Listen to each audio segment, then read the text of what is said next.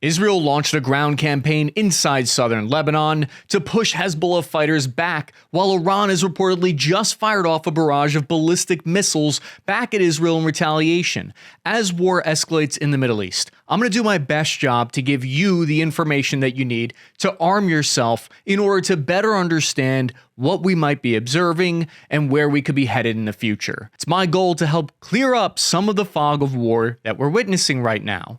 On September 30th, 2024, Israeli special forces launched targeted raids directly across the border. Their objective is to, I believe, pave the way for a larger ground campaign, most likely, that'll be made up of conventional forces. Behind me is a live conflict map of the border between Israel and Lebanon. Now, this open source intelligence tool helps us connect reports from news agencies and government officials to geolocated specific sites on the map.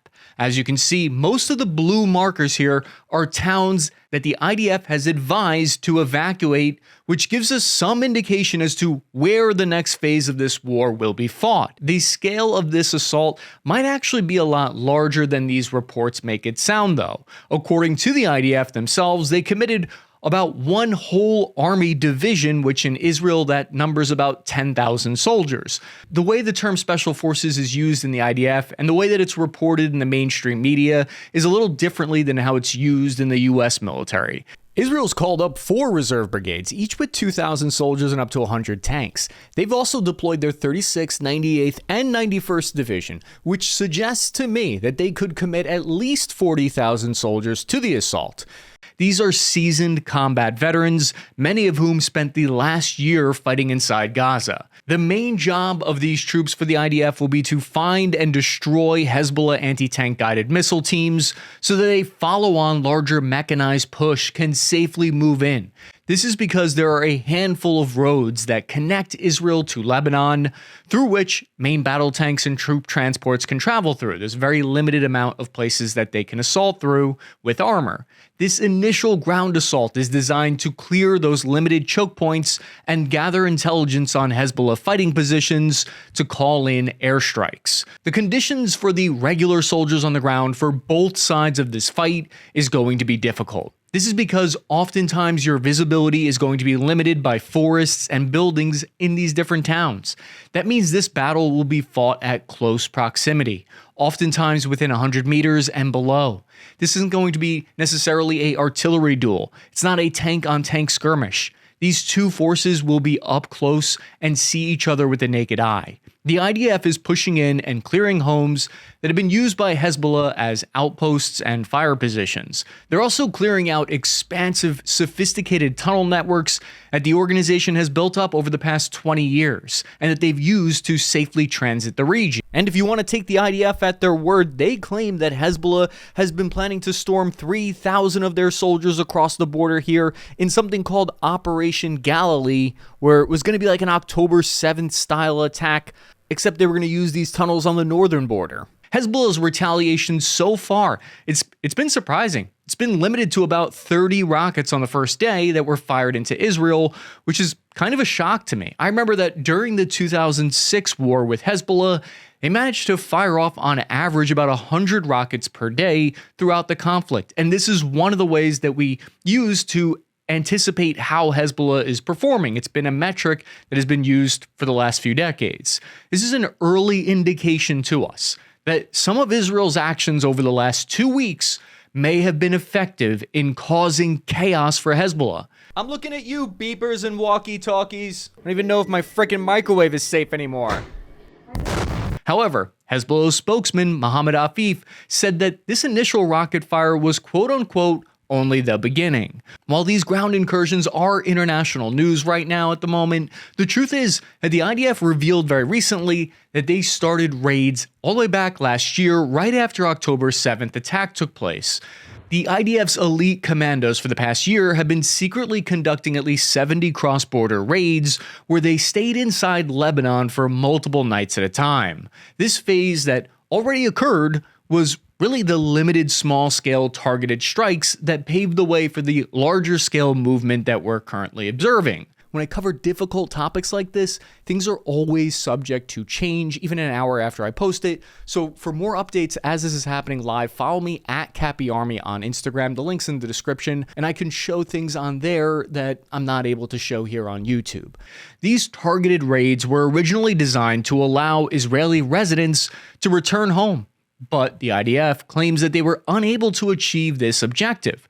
By small, I mean that they were on the scale of 2 squads of 20 soldiers and up to a platoon-sized raid of about 40 guys. What we're currently seeing, on the other hand, appears to be a division-sized assault of thousands now. Now, what we're talking about is a military concept known as shaping operations. Shaping operations refer to any actions that you take to establish the preconditions for success in future missions. It's like when you wake up in the morning and you brush your teeth. That's a shaping operation for your day. Shaping operations have been going on here, it appears like, for the past entire year. Israel did not want a repeat of what happened in 2006. And by the morning of October 2nd, geolocated reports were coming in of exactly where these firefights were taking place between Hezbollah and the IDF. Hezbollah reported they were engaged in clashes at the town of Morun al-Ras. The second spot is here near the town of Adesha, where the IDF penetrated 400 meters deep and then they withdrew. So a key military concept that'll make more sense of that is known as operational tempo or op tempo. Op tempo is the speed at which an operation is conducted. Fast op tempo is more risky, but it's designed to overwhelm the enemy's ability to respond effectively and throw them off balance. Keeping a high op tempo would mean that we would see Israel attempt to advance quickly to prevent Hezbollah from regrouping. However, what I think we're seeing is a more slow op tempo, where they're engaging and then disengaging and withdrawing, which is a little bit less risky and slower. So what we're observing right now is that this limited ground invasion or ground assault is already itself a follow-on mission from the raids over the past year that we barely heard about. Over the past year, Hezbollah has fired about 11,000 munitions into northern Israel from inside Lebanon, and Israel has conducted 8,000 airstrikes in return.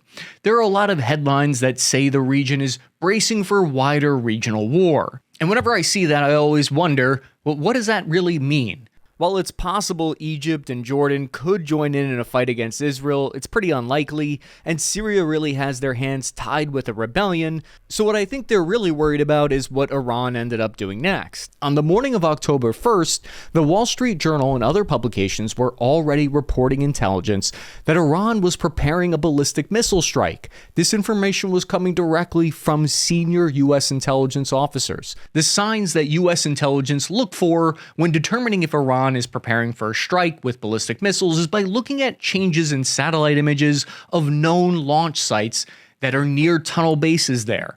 They are likely reporting visual signs of mobile launchers being moved into place. Somewhere at the CIA, there is an entire floor dedicated to playing Where's Waldo with Iran's ballistic missile launchers. By Tuesday, October 1st in the afternoon, Israel reported that Iran had in fact launched missiles at them, likely targeting 3 of their bases north of Tel Aviv. Initial reports indicated Iran had fired off 100 ballistic missiles at Israel, but by early October 2nd, it became more clear what happened. Iran fired off roughly 180 to 200 ballistic missiles. The reason this is significant is because it's a pretty big increase from the 120 that they fired in April. They also used more sophisticated versions. They moved quicker. So Iran said that the reason that they did this was in retaliation for Israel assassinating Hezbollah's leader Nasrallah, but my personal opinion is that they most likely did it as retaliation for Israel's ground campaign into Lebanon. My personal opinion and analysis is that Iran learned from their first missile attack. Sending drone waves the first time was meant to overwhelm Israel's air defense. But all it really ended up doing, I think, was give them 6 hours of warning to prepare. This time around, by only sending ballistic missiles with this new strike package, Israel had only between 12 and 17 minutes before the missiles got there. Although realistically, we know they had at least 6 hours to prepare because U.S. intelligence spotted signs that the launch was imminent earlier that morning.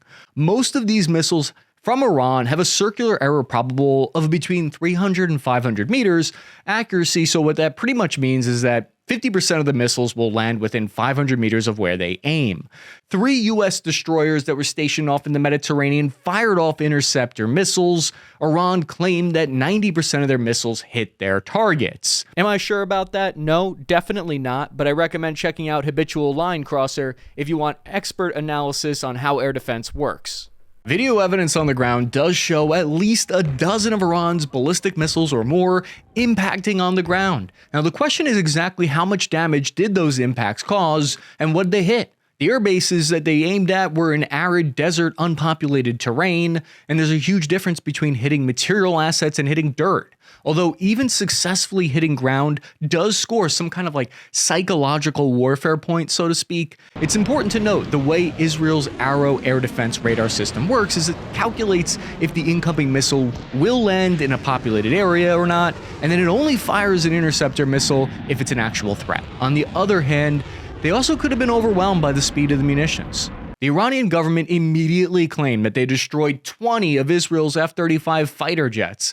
This story was then carried and circulated by many outlets. Whether or not they really did, there's actually no way Iran could have known that so quickly. There are concrete reinforced hangars that the F-35 are kept in which can withstand a direct 500-pound bomb, and here's geolocated footage that does show evidence of the strikes hitting the base, but we don't know where. Last time 8 missiles hit the base and they were ineffective. Evidence that the US warned of the attack like 6 hours prior, and the fact that Israeli tanker refueler aircraft were already in the sky tells us that the Israeli F-35s were probably already in the air as well to avoid these hits and to intercept the missiles. My point though is that Iran couldn't possibly have done battle damage that quickly to know either way. I was lurking around on Preston Stewart's Twitter page as one does, and I saw people were still speculating about the battle damage because it was cloudy on October 2nd, so satellite images couldn't confirm or deny it. But there is an information war that's being fought right now all over the internet. And if some people believe those Iranian reports, if even a few thousand do, that's a W for Iran, that's a win. But the battle damage assessments are coming in, and it appears like one missile missed the Israeli Mossad intelligence agency building by about 500 meters. Another missile killed a Palestinian man, which is terrible. Watching that footage, which I saw on X, was awful what happened to him, and it makes me sick. Another missile hit a school. Israel reported no casualties for the strikes. However, when we look at it from the perspective of Iran and its allies, they also view this as a big win. And this might come down to a difference in mindset, I think, or culture. If I were to put myself in the shoes of Iran and do some red cell thinking, in the West, people like me, we love to quantify everything. We had numbers, how many missiles destroyed how many planes. But if you're in Iran and its allies, the very fact that they retaliated and bombed Israel and that many of their ballistic missiles got through Israel's often highly touted air defense network, this is a victory in and of itself for some people in the Iranian government.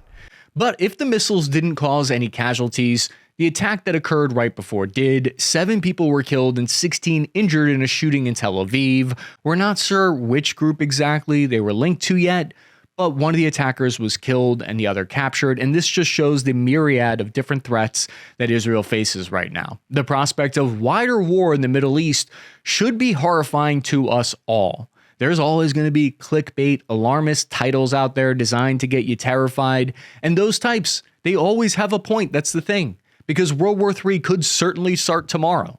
But I think there's also kind of a limit to how far the escalation can go here, unless the US gets dragged in. I think that's the real thing to keep an eye on. While there is a fear of this escalating to wider war, there are also certain limitations currently for how far this could eventually go. For example, Iran would not be able to launch a ground invasion into Israel and vice versa. Israel just doesn't have the manpower or the military capability to project power and launch any kind of ground campaign against Iran that's 2 nations away. That doesn't mean, though, that there still aren't dangers. The United States potentially getting dragged into into the conflict would be one terrible situation that we could see happen in the future. Syria is unlikely to attack Israel because many of their forces are already committed against domestic rebellion, although technically and legally they are still in a state of war with Israel ever since 1948. They never signed a peace treaty in over 75 years.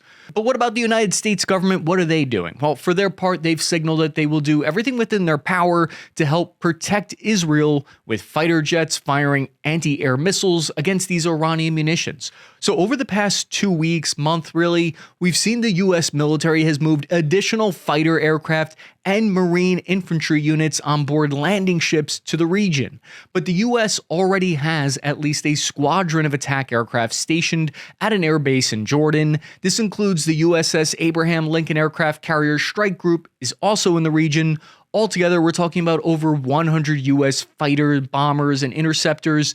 They're made up of a mix of different F-15s, F-16s, and earlier in August, in fact, the United States even sent 12 of their advanced F-22 Raptors to the Middle East, a likely station inside Jordan. If we do see an Iranian wide-scale attack on Israel, it's likely we would also see a wider-scale retaliation from Israel against targets inside Iran. The first thing that jumps out to me, though, is just how different this ground campaign is compared to the 2006 fight against Hezbollah. Before the ground attack even took place, Israel had effectively wiped out Hezbollah's leadership in targeted assassinations. However, Hezbollah's Deputy Secretary, General Naim Qassem, attempted to wave away any concerns that might happen to be there in their rank-and-file troops by saying in a speech that they were ready to continue combat operations against the IDF in the face of these losses. Hezbollah will most likely give battlefield promotions to lower-ranking members to fill in these gaps. There are 4 main crossing points that I was able to find between Israel and Lebanon, and this is where the IDF has concentrated and massed over 100 of their Merkava main battle tanks. The first crossing point is the Rosh Hanikah, which is the main official crossing point, but this one is more of a civilian crossing point monitored by the United Nations, and my understanding is that it's less used for military incursions.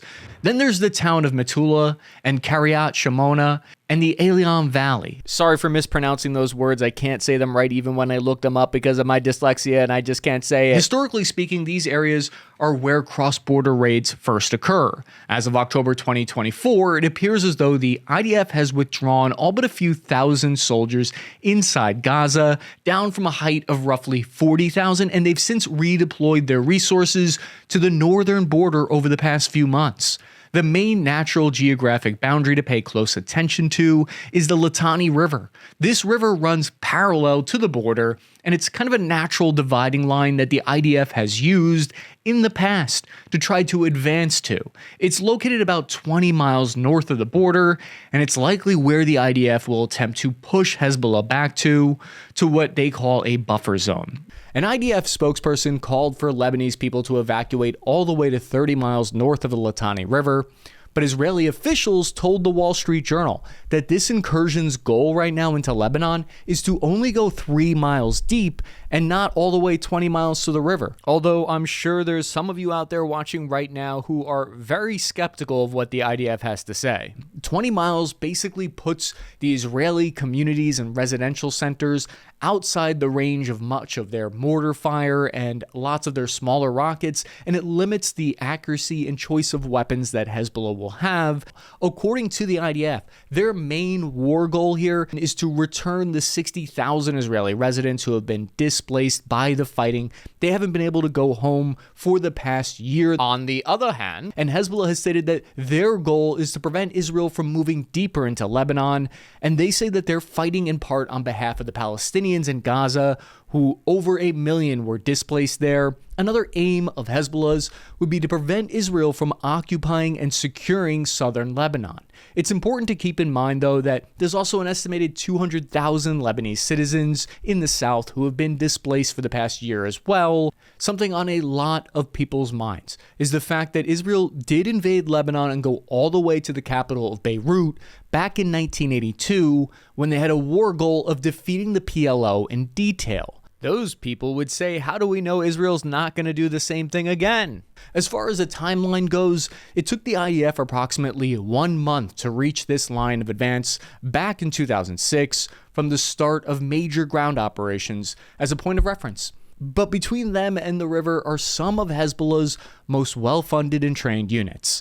This is Hezbollah's Redwan unit. It's their special forces, of which there's an estimated 6,000 fighters. Redwan's strategy is to use defense in depth. What that means is they're going to fire rockets, anti-tank guided missiles, machine guns from prepared positions. Then when they start to take too much harassing fire from Israel, they will likely fall back to a series of new defensive lines that they will have prepared over 20-something miles back to the river. Their capabilities that this unit often showcases is their hit-and-run tactics, facilitated by dirt bikes and ATVs that allow them to quickly traverse the landscape. They're armed with high-cut military helmets, ballistic body armor, and they're now kitted out with sniper rifles with suppressors. The unit has received hundreds of millions of dollars annually from Iran. They're better funded and equipped than Lebanon's actual army that their government has. They have enough cool guy gear to make Boogaloo boys blush. All this is to say, although the IDF has indeed scored a series of stunning successes over the past few weeks, Hezbollah should not be underestimated. The IDF, those troops, are walking into a heavily mined and well-defended region with between 30 and 50,000 Hezbollah fighters, according to open source estimates, with 150,000 rockets, missiles, and small arms. This estimate has recently been lowered, though, from old reports of around 100,000 fighters, so it believed that Hezbollah may have been overestimated in some cases. To soften the ground assault for the past 2 weeks, the Israeli Air Force conducted more than 1,600 strikes across southern Lebanon. Almost their whole tanker refueler fleet appears to be in the sky right now, possibly helping refuel aircraft to stay loitering above targets, looking for opportunities to strike. One of the main lessons the IDF said that they learned from the 2006 war with Hezbollah was better coordination and communication between ground forces, infantry, and close air support in the sky. This initial phase of the war plays to the IDF's strengths, which is long-range artillery, airstrikes, and targeted raids. However, the second phase, the conventional push with that armor that is needed to dislodge Hezbollah, is going to be more vulnerable to anti-tank munitions, to getting bogged down by ambushes. This is the more complicated phase. The hilly terrain is advantageous to defenders because it provides brush and vegetation to hide in. Many people think the Middle East is just this flat, arid desert, but this region here in southern Lebanon is actually lush with forests. The Lebanon army has reportedly withdrawn from their positions on the southern border to avoid being pulled into the war. That's right, Lebanon's actual army is separate from Hezbollah. The 10,000 United Nations troops from 15 different countries that are also staying here, right in that region, are also staying out of the fight. These UN soldiers, their mandate is basically to report any violations of Hezbollah back to the UN Security Council. Their mission is to essentially observe and report, not necessarily to fight. Israel has conducted a shockingly effective airstrike against Hezbollah's leader, Nasrallah, who has been in charge of the organization since the 1990s. Over the past 20 years, my point here is that Israel's Mossad agency has been focusing all of their resources on Hezbollah. They developed a plan to be able to hit Nasrallah whenever they wanted. So 8 F-15s from Israel's 69 Squadron were each loaded with about 6 American-produced 2,000-pound GBU-31 bunker-busting bombs, and they dropped their payload over the city of Beirut.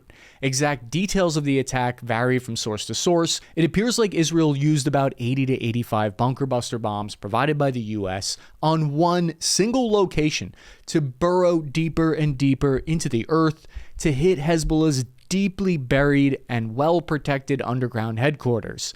Some of these underground facilities are more than 100 meters deep, which is typically out of range of even the larger 30,000 bunker buster bomb. Interesting ramifications for Iran's underground, deeply buried nuclear facilities, if you ask me. It calls into question whether or not they're really safe. We're going to continue following this as it evolves. If you appreciated this kind of report that we do, please consider hitting the like and subscribe button, and follow me on Instagram at Cappy Army. I'm your average infantryman, Chris Cappy. Thank you for watching, and stay safe.